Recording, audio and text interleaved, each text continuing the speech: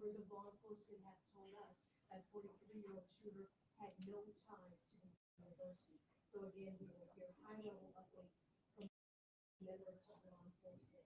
And also, we will learn about the next steps for the university.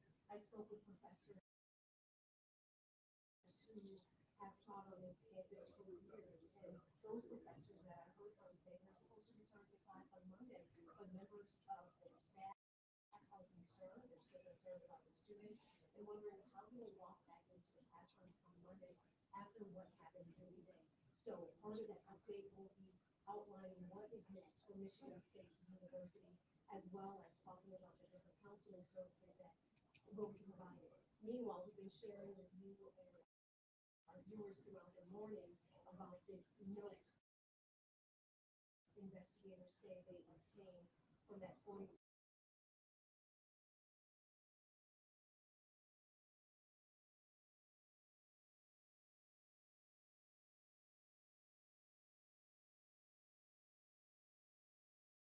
3-year-old shooter. Our very own John Miller spoke with a law enforcement official who was close to the investigation, who said this note was 2 pages. And the 43 members of law enforcement that we hear from any moment will talk about these targets. We do know one target was a warehouse, the other an employment agency, a discount store, and a church. As you can imagine, all of this is difficult for folks who are still coping with what happened here Monday night.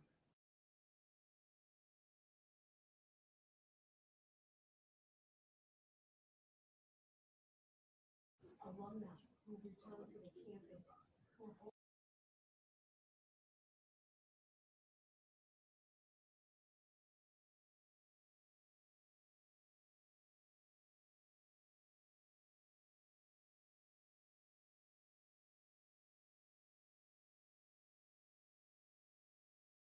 homecoming are saying myself included, never stop.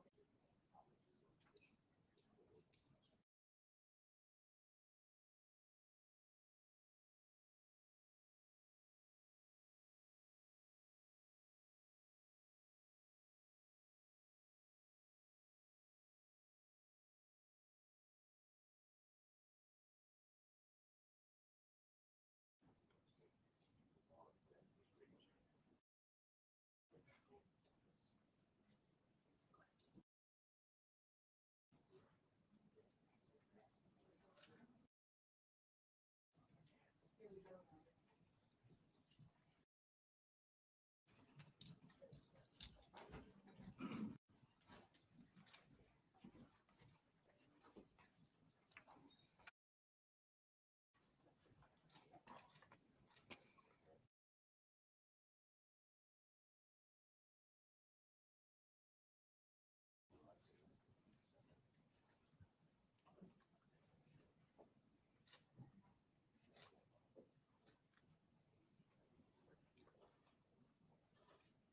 Us to be more together on this pathway. So I wanted to begin today just with a thank you to everyone in the media for helping to spread that essential and timely information. Others today in this news conference are going to provide updates on the investigation and law enforcement matters. And so my comments are going to be brief, and they're going to focus on 3 areas. First, where are we now? What's next? And the process that's going to guide our decisions as we move forward. As you'll soon hear, the 5 students at Sparrow are still in critical condition, but I'm pleased that we are seeing some signs of improvement in some of our students.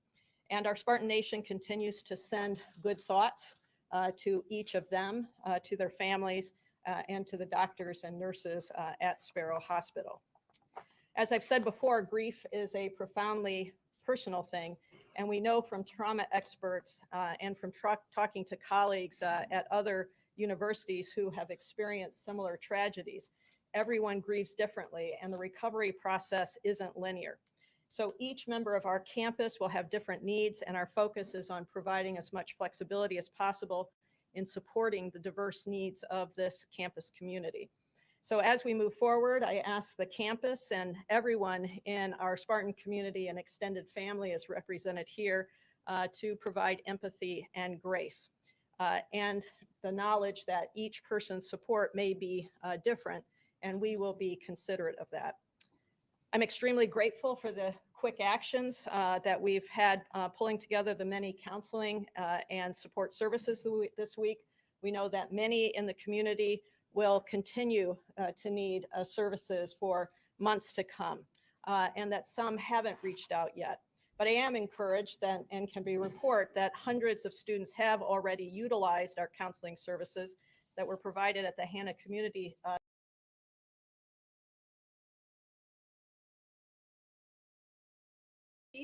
remains closed for the remainder of the semester. The second building, the Union, is still being evaluated for decisions to be reported later. FBI Special Agent in charge of Michigan, Jem Taraska, will report in just a moment on access to those buildings for students, faculty, and staff who still have materials that are present in those spaces. Leaders across campus have been meeting with a variety of the groups that have been impacted, from our families of those that we have lost, as well as those who are bravely recovering at Sparrow. We've also been talking with our students, faculty, and staff who were in the class of the shooter in Berkey Hall, and the employees who were in the Union on Monday night. We are listening and we are supporting at all levels. Our core leadership team is meeting daily, and we will continue to do so to prioritize the needs of campus.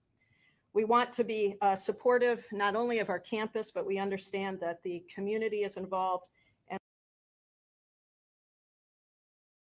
we want to give people the confidence to re-engage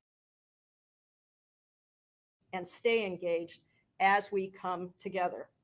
Our alumni network, over 500,000 Spartans strong, are contacting us and wanting to get involved. They are generously donating to the community, as well as flowers that were associated with our vigil. For those who want to give in a way that can support MSU at this time, we have set up a fund called Spartan Strong Fund, and you can find that on the MSU website. And Chief Lynch has also told me of the many people who have dropped off food and other items to our MSU PD. And we are all very grateful for that outpouring of love and support. And as I understand it, we're out of kitchen space at this point. So we thank you for that outpouring in so many ways. We know as a campus that we have hard work ahead of us. Moving forward won't be easy. Unfortunately, others in higher education have been through this, and we are connecting in ways that through these shared experiences, we will have ideas about how we can evaluate our best plans forward. And as we move forward from today, we will work together to make informed decisions and lean on each other. None of us have all the answers, but we do have each other. So at this point, I'd like to turn this briefing over to our Chief of Police and Adjunct Professor in our School of Criminal Justice, Marlon Lynch. Marlon?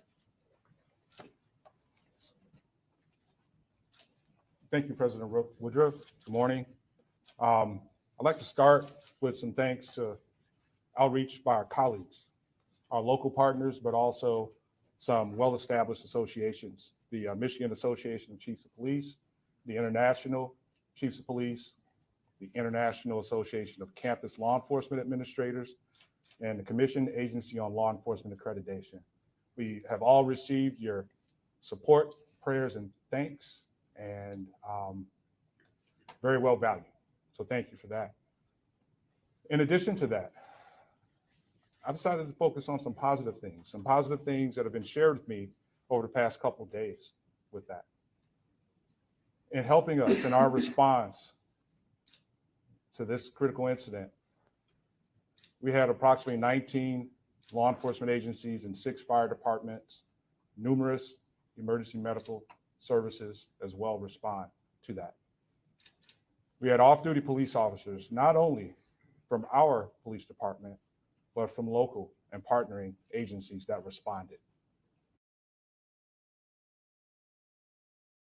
that came without a request to help during that particular situation. Not a surprise, though. What occurred on Monday night, as far as our response, is a collaborative effort and is the product of relationships and preparation for that. We also, unfortunately, had an opportunity to respond last week to Okemos High School with a very similar result. The difference is that was not confirmed and it was ruled to be false. So just imagine the stress put on the first responders responding to a situation at Okemos High School that we take very seriously until otherwise notified.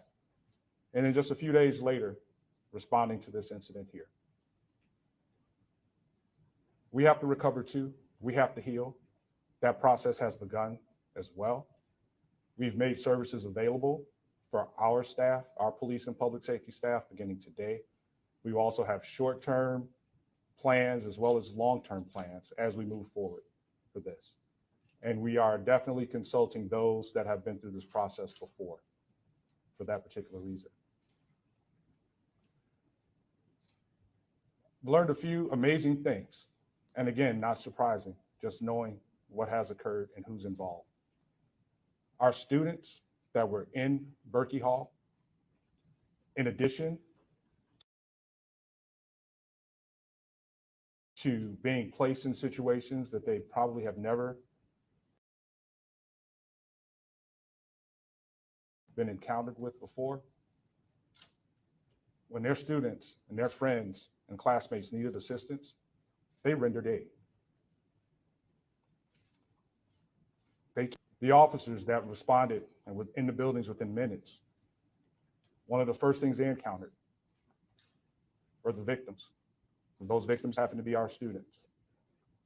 And they stopped to render aid and immediately got emergency medical services on scene to remove them so that they could get the treatment and the care that they needed.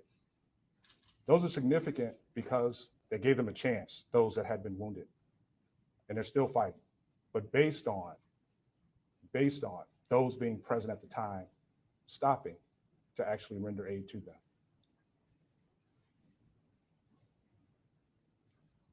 The dispatchers. Dispatch function is a very key component to what we do, our response. And if any of you have heard any of the radio traffic that happened that night, it's amazing. They were calm, they prioritized, they communicated well, they did their job. They did their job extremely well, extremely well. My point in this is to say that it's not based on an individual. We all have roles. When it comes time to actually do what you've been trained to do,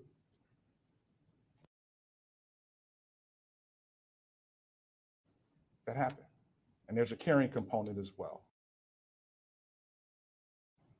Some very selfless in stopping.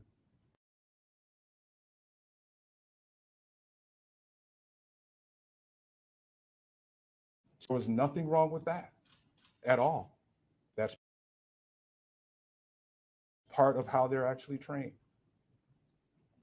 Our students, they have the opportunity to receive that training and run high fight. And unfortunately, some of them during their high school years, middle school years, think about the generation that's here now, they've had to go through that. They've had to go through that. So what we will hear now will be updates in addition to the Michigan State University Police and Public Safety representative that's here. We will also have Lansing Police Department, Michigan State Police, as well as the FBI come with updates. And again, we appreciate your presence here with that. Deputy Chief Rosman.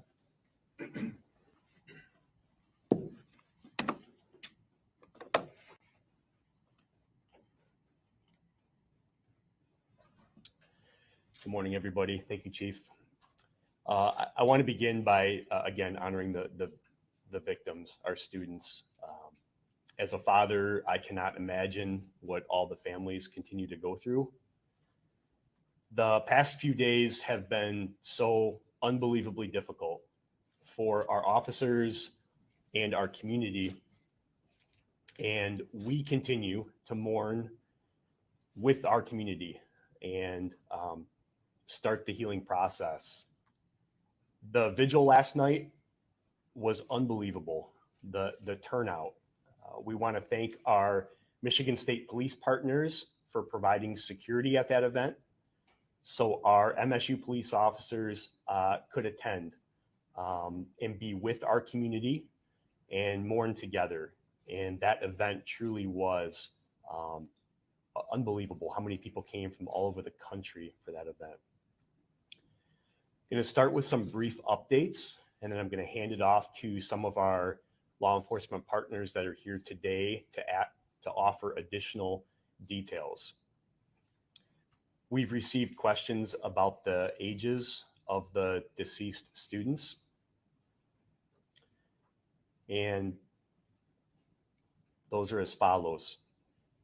Ariel Anderson was 19 years old. Brian Frazier was 20 years old. And Alexandria Werner was also 20 years old. We were present yesterday when they were recognized in the chamber of the Michigan House of Representatives, and that was a very moving experience as well. As the president mentioned, the 5 students in the hospital remain in critical condition. Out of respect for the families, we will not be releasing the names of the victims in the hospital. We do understand that some of those names have been made public by family and friends, but we feel strongly about not confirming their names out of respect for the families, and we hope you understand. So even though MSU Police and Public Safety is the lead agency in charge of this investigation, the investigation is very complex. It's bifurcated and involves many different agencies. Different parts of that investigation are being handled by different agencies in a very unified and coordinated effort. That unified cooperation between all of the agencies involved and the resources that have been deployed to campus from all over the country, it is impressive. I'll share a few brief updates regarding the investigation, and some of our partners that are here today will elaborate on some of these details as well. We can confirm that the shooter had 2 handguns on his person when he was located. Those handguns are both 9mm. He also had additional magazines and ammunition on his person. Our investigative team did work with our federal ATF partners to trace those weapons, and we have learned that they were purchased legally by the shooter, but they were not registered. We can also confirm that a note was found on the shooter, and the location that the shooter was located was roughly 3.8 miles northwest of campus. As I said, the Michigan State Police is here today, and they will share additional information about that shooting scene. We want to thank all of our local, county, state, and federal partners for all of their assistance that they've provided throughout this investigation. The investigative assistance that we've received after the initial incident has been absolutely overwhelming as well. As the interim president said, we'd also like to thank the media for being active partners throughout this investigation. Your ability to share our information while understanding the sensitive nature and having compassion for the families is very much appreciated. At this time, I'm going to turn it over to Lieutenant Renee Gonzalez from the Michigan State Police. We will be available for questions at the end. Renee? Thank you, Deputy Chief Rosman.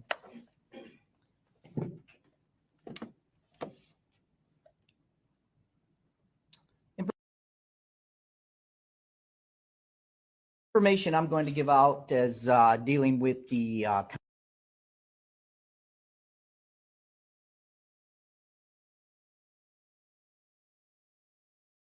contact that LPD,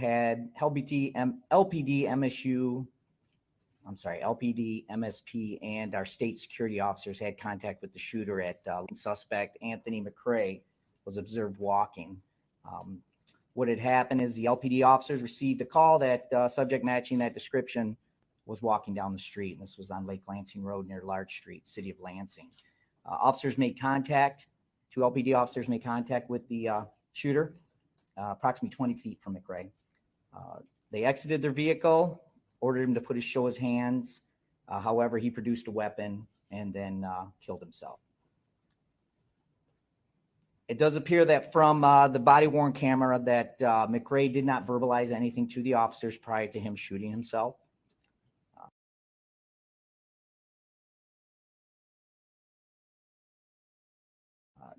Or taking his own life. Once they had waited for two additional state security officers to arrive on scene, they walked up to the shooter who was laying on the ground, cleared the scene for their safety. Our detectives arrived on scene. They conducted interviews with the officers on scene, photographed the area, downloaded body-worn cameras, in-car videos, and did round counts for all the officers to ensure that no rounds were fired. On scene again were two troopers, two Capitol security officers, two Lansing Township PD officers, and also two LPD officers. Search was done after the scene was secure of McCray's residence with a search warrant that was authored by MSU PD along with LPD. At the residence, a cell phone was collected, journals of sorts, miscellaneous writings, and fired 9mm casings. McRae's father was also interviewed on scene by the MSP detectives at the Lansing Operations Building. Once the search of the residence was completed, detectives began a surveillance canvass to attempt to track the shooters once he cleared the MSU campus until they made contact with the LPD officers. They were able to track his journey from the MSU campus to where he was made contact. They are conducting additional surveillance canvases to see if we can find anything else on where he might have been. Detectives are also assisting with downloading information from McRae's phone, following up on CATA, as two additional bus tickets were found in his possession. Found on McRae were two handguns, the one he shot himself with and another in his backpack that he was carrying. He also had a loaded magazine that was full to capacity in his left breast pocket. In the backpack, he had 8 loaded magazines of 9mm ammunition, along with a pencil-sized pouch containing 50 rounds of loose 9mm ammunition. He also had 2 empty magazines on his person as well. 2 pages of notes were found in his wallet, which was on his person as well. Those are that was the note that indicated where he was going to visit, and also kind of gave an indication of why he, maybe a motive, but nothing that we can actually confirm just yet. The investigation is ongoing, and at this time, we believe that there were no other subjects involved, and McCray was the lone shooter in this incident. I'll now turn it over to Chief Sosby.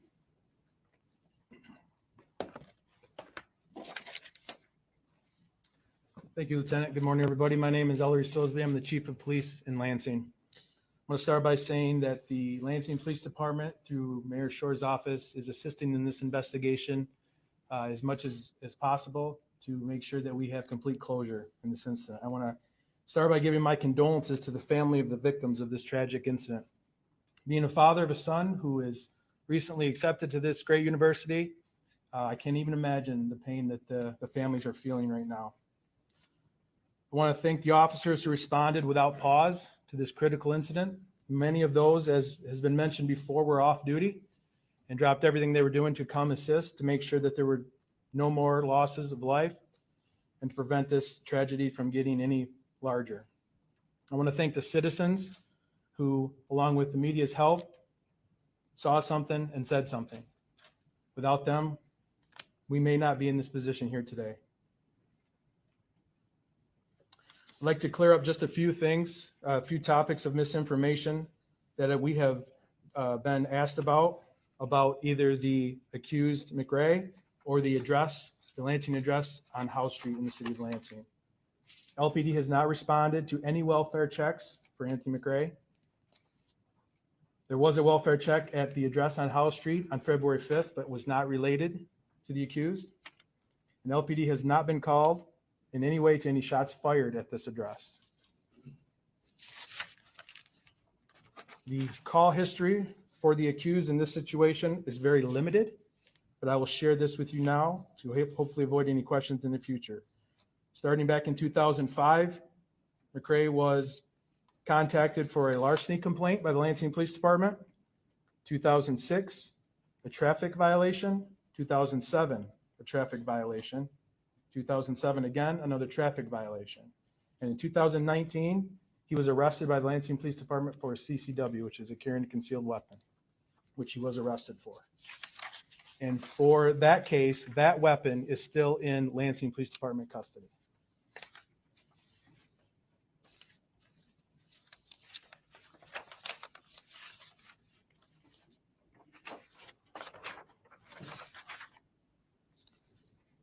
As the lieutenant shared, 2 Lansing police officers made contact with the accused in approximately the 800 block of Lake Lansing Road. The accused was contacted. He produced a handgun and ended his own life. I cannot commend the officers enough for their actions, and I'll be open for questions here at the end, but for now I'm going to turn it over to FBI Special Agent in Charge, James Sharaska.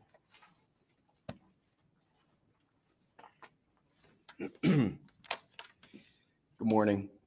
I will start off by thanking the press as well.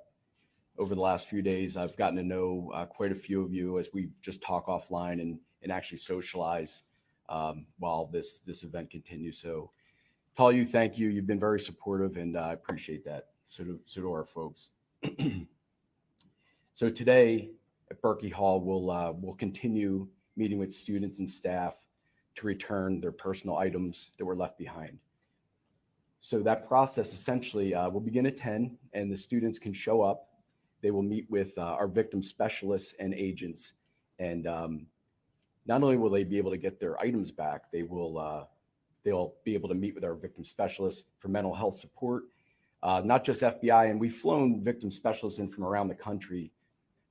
MSU has provided victim services as well. Victim specialists are there to meet with the students.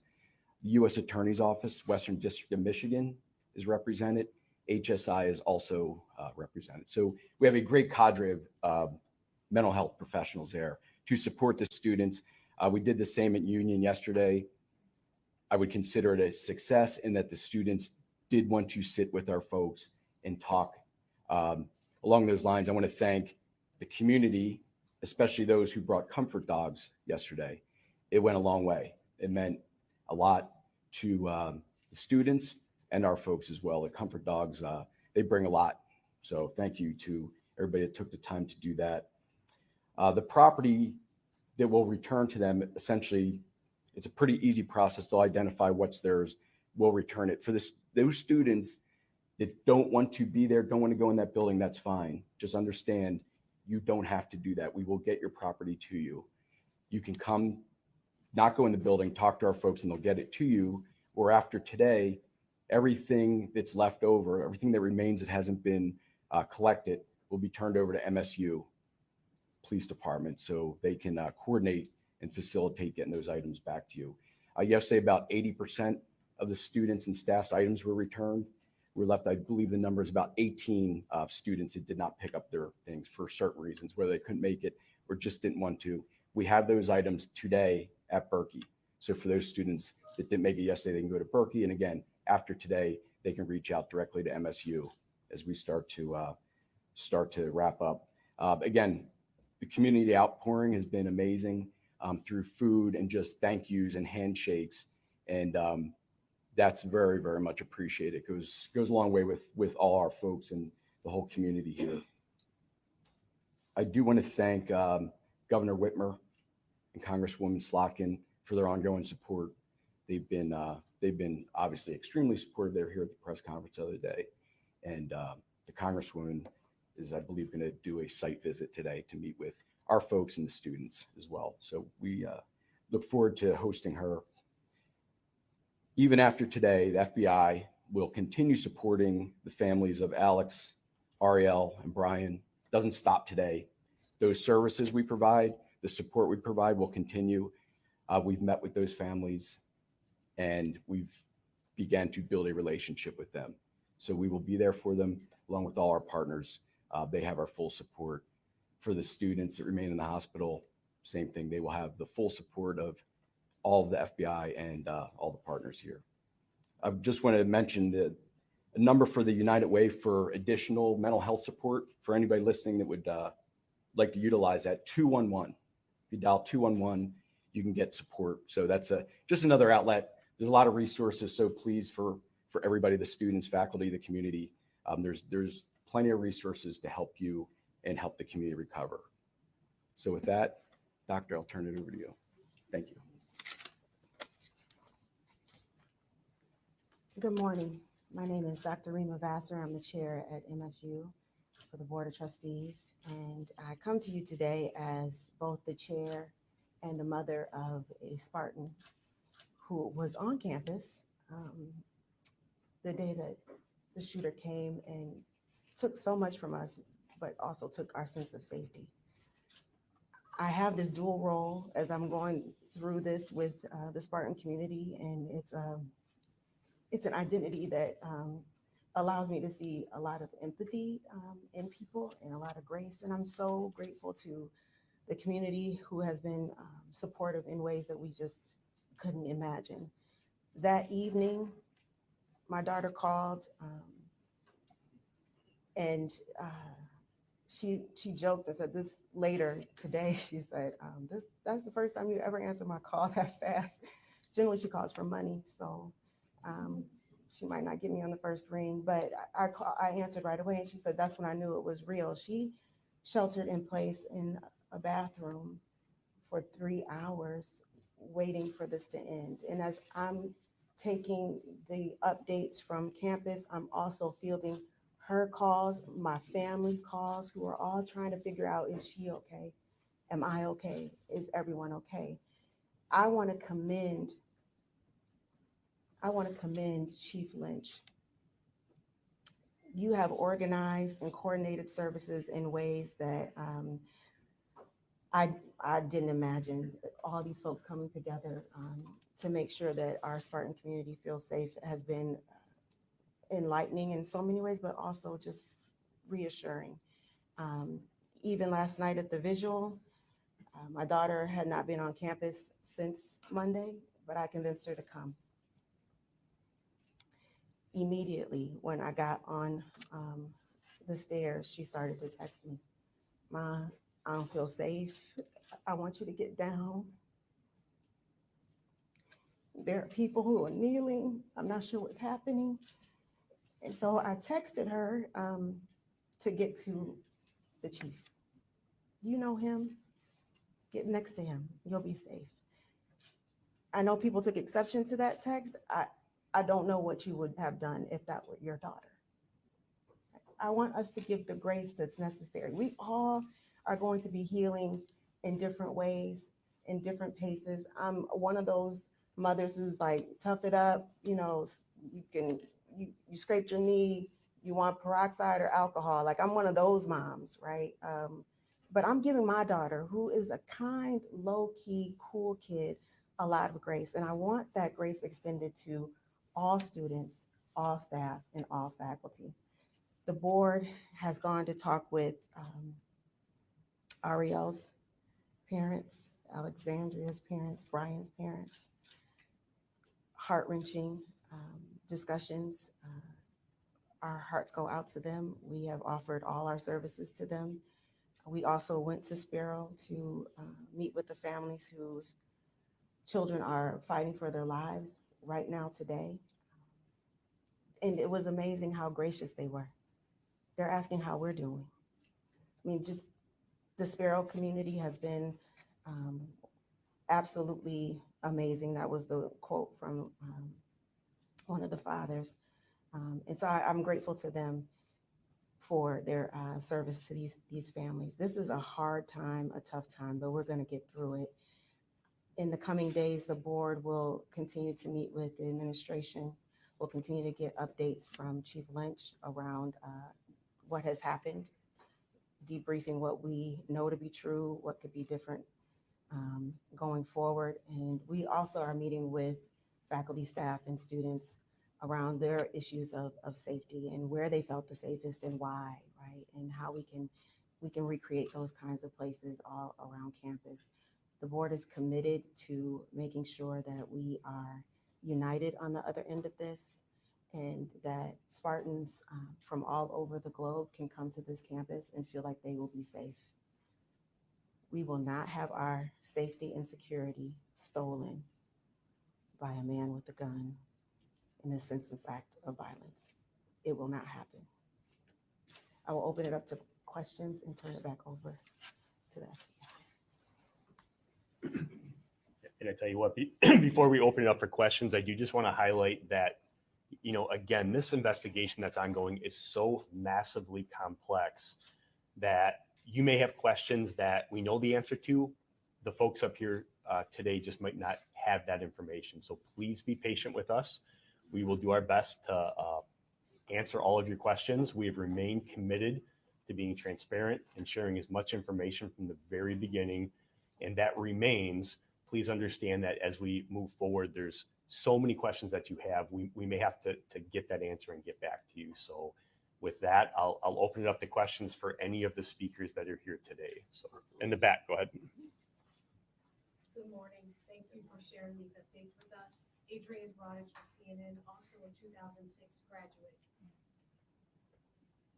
First question, what's on your heart today?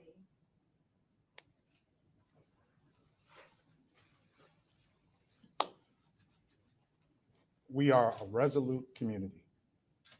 What's on my heart is what is my task that I accepted almost 2 years ago to return to my alma mater.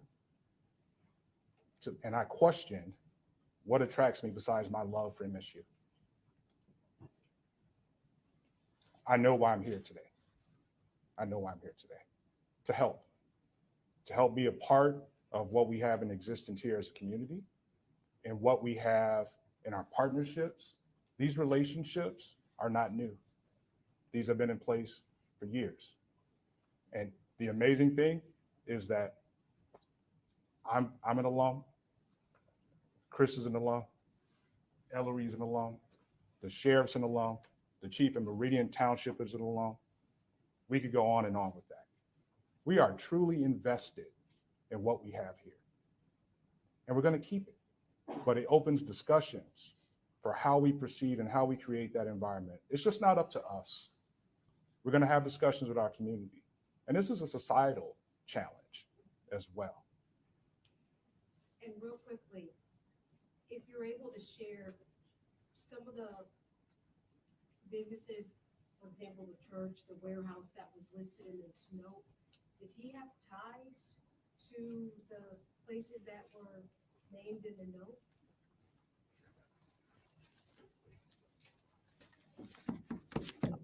Reference the note with the listing of the businesses. Through our investigation, we found that he had contact with some of those places. He was an employee of the Meyer warehouse at one time. In a couple of other businesses, it appears that he'd had some issues with the employees there where he was asked to leave. So it looks like he possibly a motive for that was he just felt slighted, and that's kind of what the note indicated. The surveillance image obviously proved pretty important for capturing Mr. McClure, locating him. But why did it take 3 hours to get that out? Like, what, do you have real-time monitoring of cameras on campus? What was the process of actually going to that? Yeah, that's a good question. You know, we have thousands of cameras on this campus. We've worked recently to enhance that even further. That system is complex, and our investigators immediately began reviewing surveillance footage. It did take them a little bit of time to locate that due to the number and the volume of cameras that we have. And we didn't know what his path was at that point. We didn't know which door he exited. We didn't know which route he took. We didn't know where he went after he left those buildings. When our officers arrived on scene at both of those locations, he had already left the building. We didn't know by which direction, which door. And so we immediately began reviewing surveillance footage. As soon as we located that image, we immediately pushed it out on social media. My understanding is that the caller actually saw it on one of the news stations. And so we've already said this, but we can't thank our partners enough for amplifying that. And then 17 minutes later, we received the phone call through our dispatch center that he was seen. So while I know the timing, people may question the timing. This was a ongoing complex incident.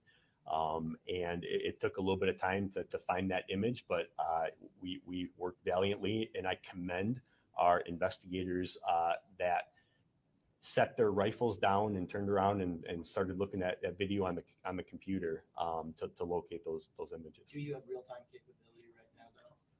Yeah, I'll let the chief. So that's part of our overall strategic plan we are currently in a process of centralizing all security systems that will accompany or will come with real-time monitoring, which is what you're speaking of, is when an example would be in a situation like that, the location would be identified, the operator would know that that particular location has X number of cameras and begin automatically pulling the cameras up to help with the overall response for that.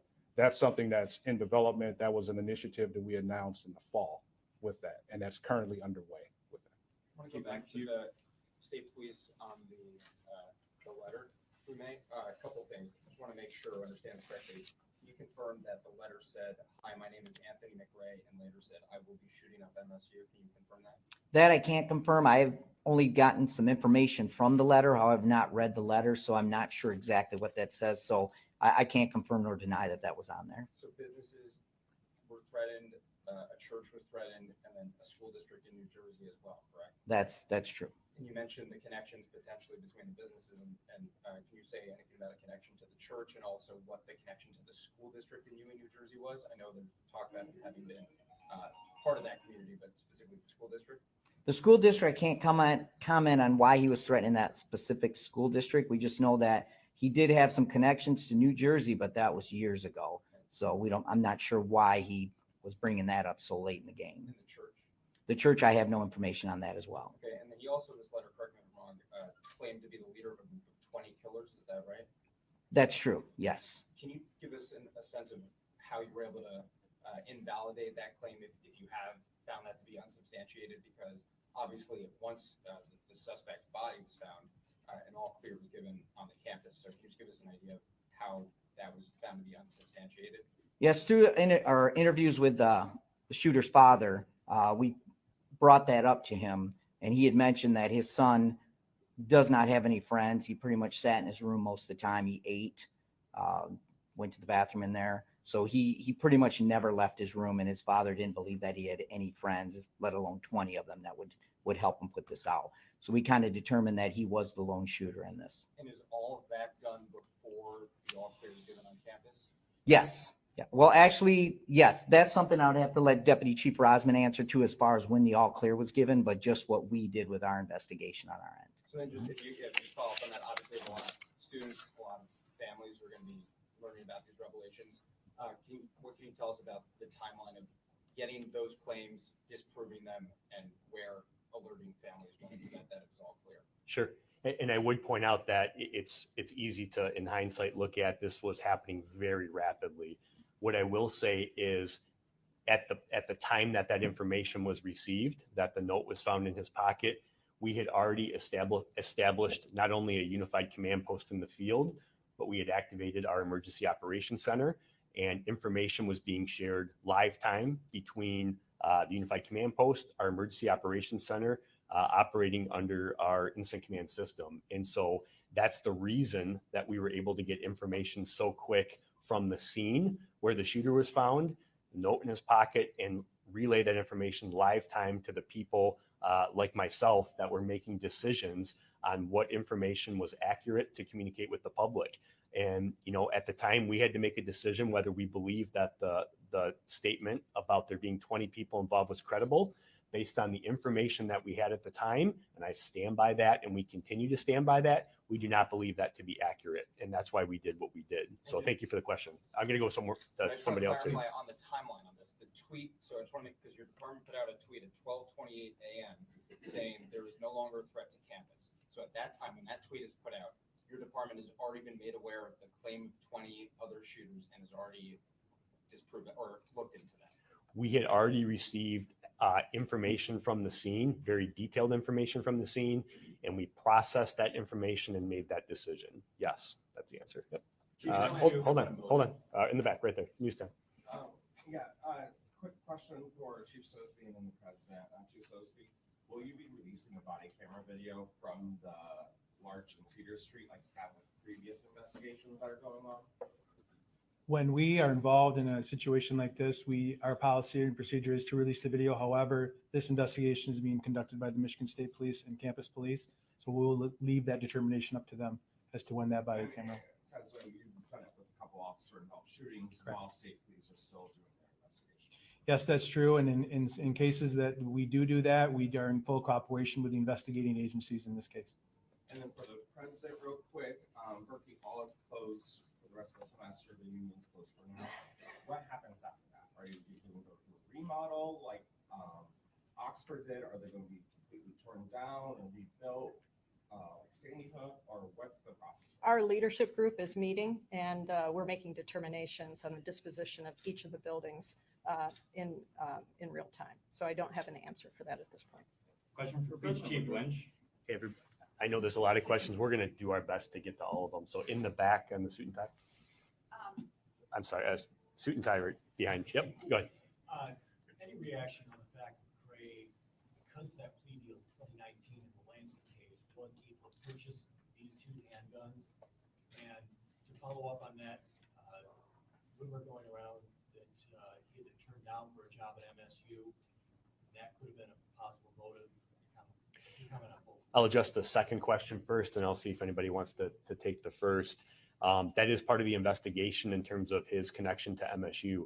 We can find no connection to MSU at this time. He was not a current student, faculty, staff, or a former student, faculty, staff. We are aware of that claim as well. We are investigating it, and I don't have an answer for you right now, but it will be reviewed as part of our investigation. I will address the charge sheet. Ask question. Can you ask it again, please? Yes. So I'm clear. Reaction to the fact that the 2019 case that your police department handled was pled down by the then prosecutor. The way it was pled down allowed him to buy these two handguns around him on early Tuesday morning, Monday night.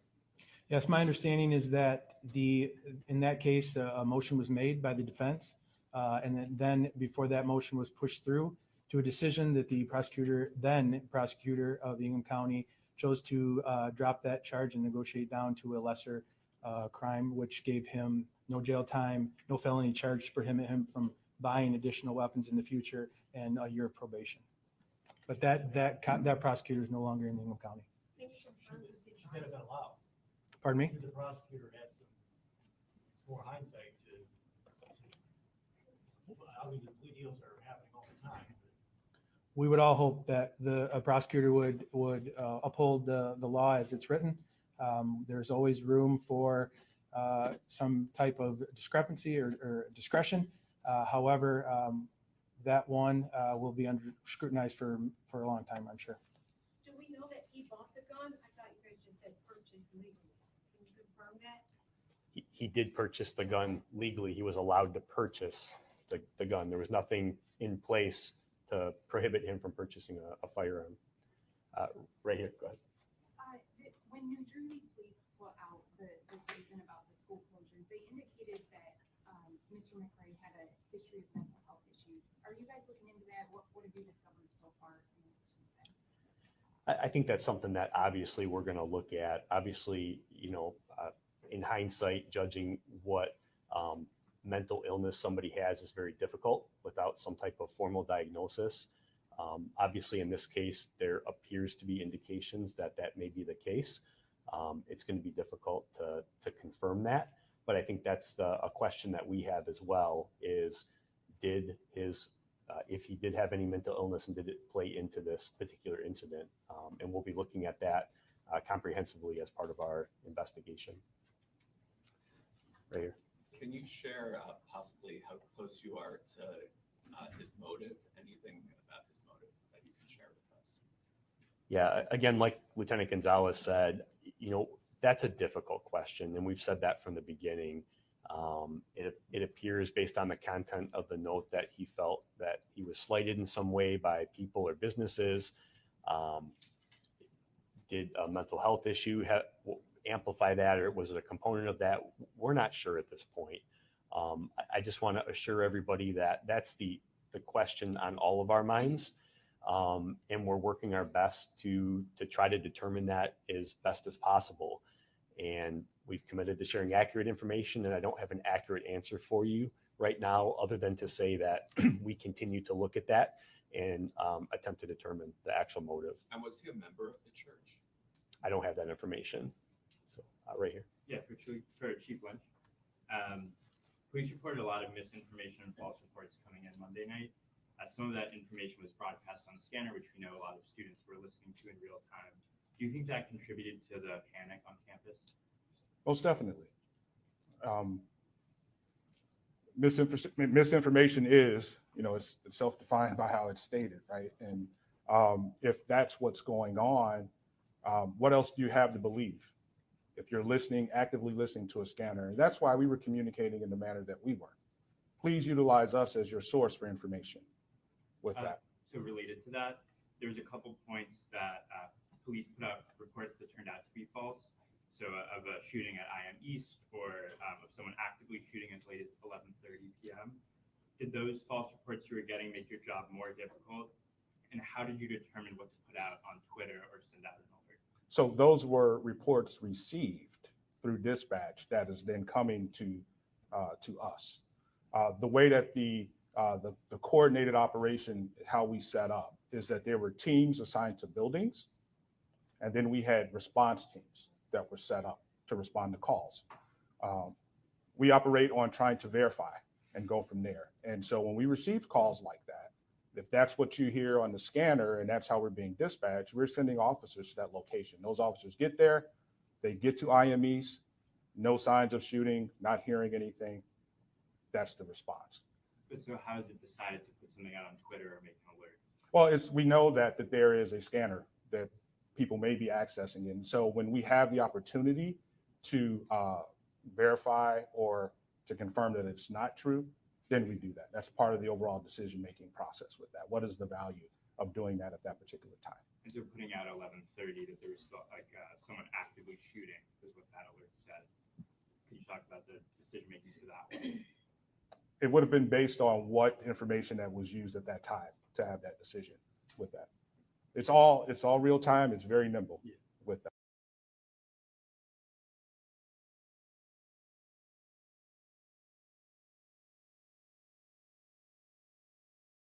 And that's why we should be the source of information. The professor who led the class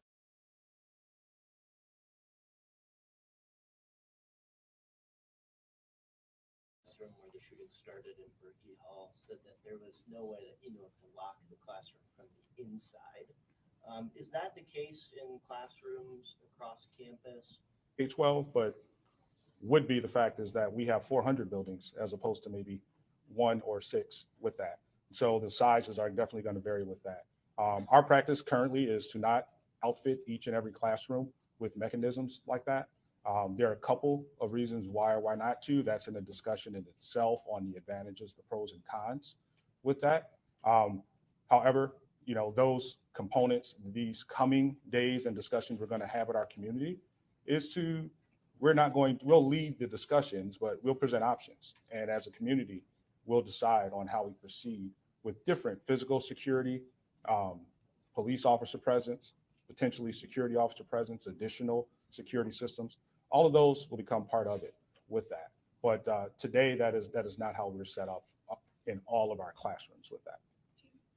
You mentioned that students rendered aid to each other. We are hearing reports that possibly one of the students killed acted heroically and tried to take the shooter down. Can you verify those reports? I know it is still very early in the investigation. I couldn't speak specifically to that action with that. Lots of information being fielded at this time. What I shared at the beginning of this press conference was what was shared directly with me by individuals involved with that. I wouldn't be surprised if that were the case, but at this time, I just couldn't confirm that actually took place. And a very quick follow-up. I know that you mentioned you were not going to be identifying the 5 students who are still in the hospital. Are you able to confirm that 2 of them are exchange students from China? Is that something that you can speak to? No, not at this particular time with that. We do know that we do have some international students, but couldn't confirm at this time where their home country is. Let's go in the back here over on the left. I just wanted to, maybe this is for MSP, you said that you were able to complete his journey from campus to the site where he shot himself. He had all this ammunition that kind of leads you to believe he had plans to do more. I mean, was there any point in there where did he seem in a hurry? Did he stop at other places and kind of contemplate doing something, or was he calmly walking home? It looked like from looking at the video that we did have portions of, that he was just walking home. Where his ending spot at Lake Lansing Larch was just around the corner from his house on Howe Street. So it appears that he was just heading home. Where's the church or the warehouse anywhere in the area? Like, did it seem like that was the direction he was going? No, it appeared to us that he was heading home when someone just spotted him from the picture we put out on him. Neighbors have said that they called the cops about hearing shootings at the father's house. Were those not responded to? If you don't mind, is everybody okay if I call on people? Is that okay? I appreciate it. I'm just trying to keep things a tad bit orderly. It's okay. I'll come back to you though. Right here, the ma'am in the black vest. Yep. I have a question for the president. What do you have to say to students and future students who say that this shooting, the university is tarnished by this shooting? I believe we are a strong community, and we will not allow a single individual to take our university from us. And we heard that loud and clear from many of our students. We are still processing, but this is our home. This is our university. That brown jacket right here. Were the 2 handguns purchased after the arrest in 2019? And do you know, or can you clarify where they're purchased? I don't know if we have that information.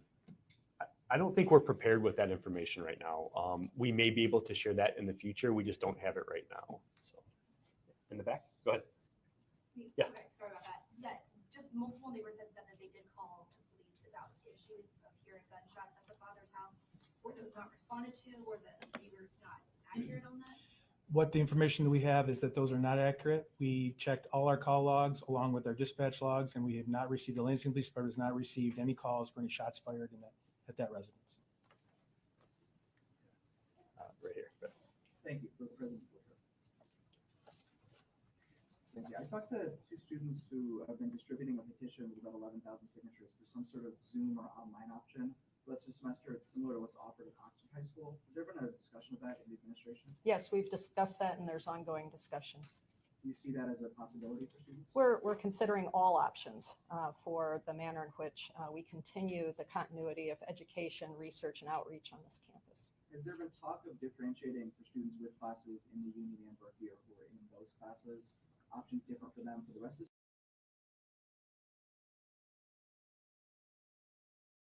student body, or would whatever solutions would be applied? Yes, we've been talking talking about places and spaces and where education will continue. Certainly those two buildings are central to some of those conversations. Thank you.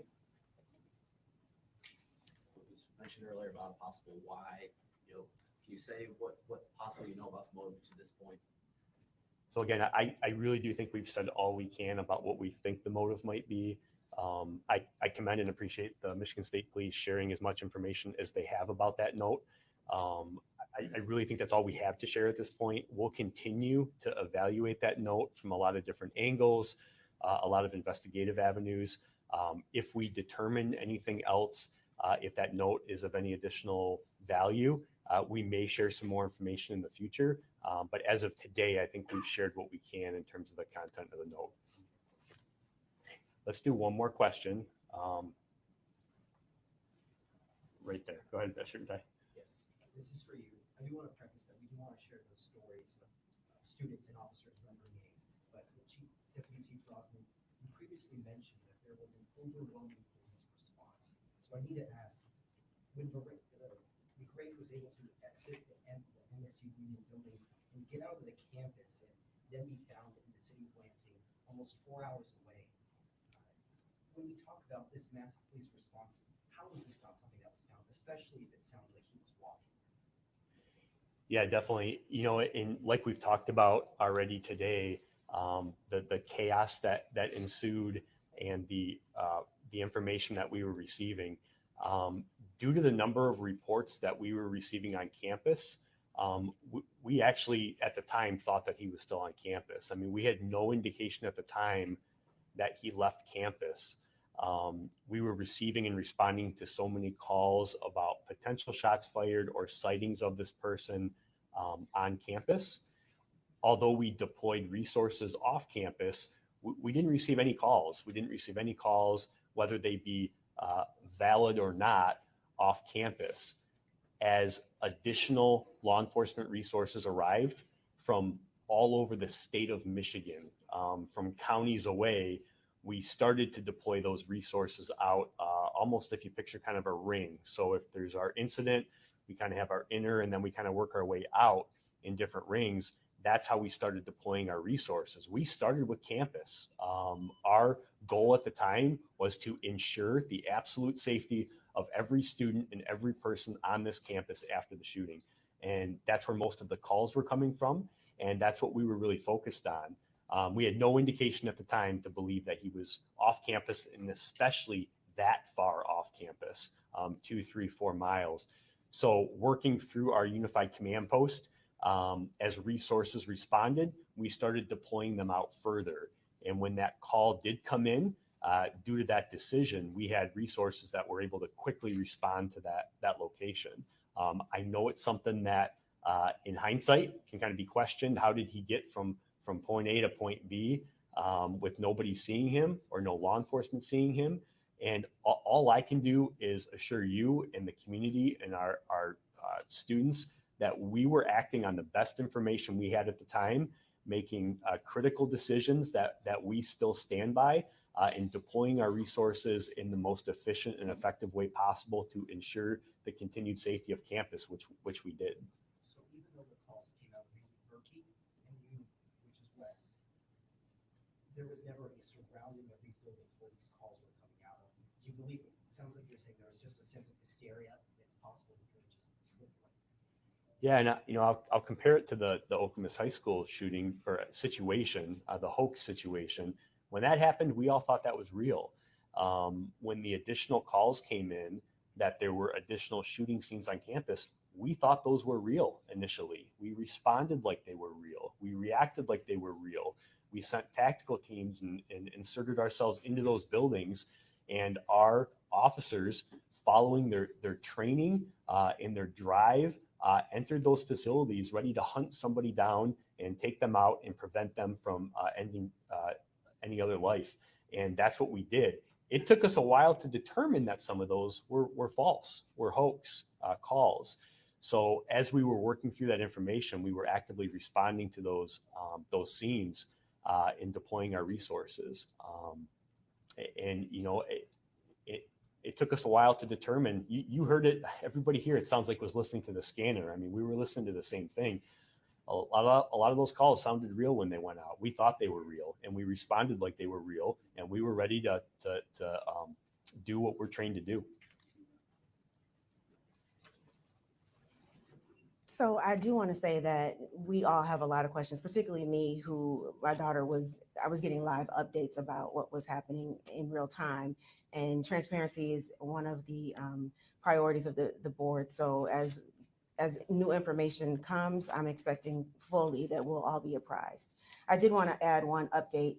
Sparrow has called and let us know that one of our students has moved from critical to stable condition. And so I just want you to continue to pray for those families. Pray for the families who will be having services over the next couple of days, for their students who have not made it. They sent their students to Michigan State for a quality, world-class education, and now they are they're holding services for them. So just hold them a space for them in your hearts, and continue to wish the best for those who are still struggling. But that was the good news, that we have at least one who has improved. Thank you. Thank you.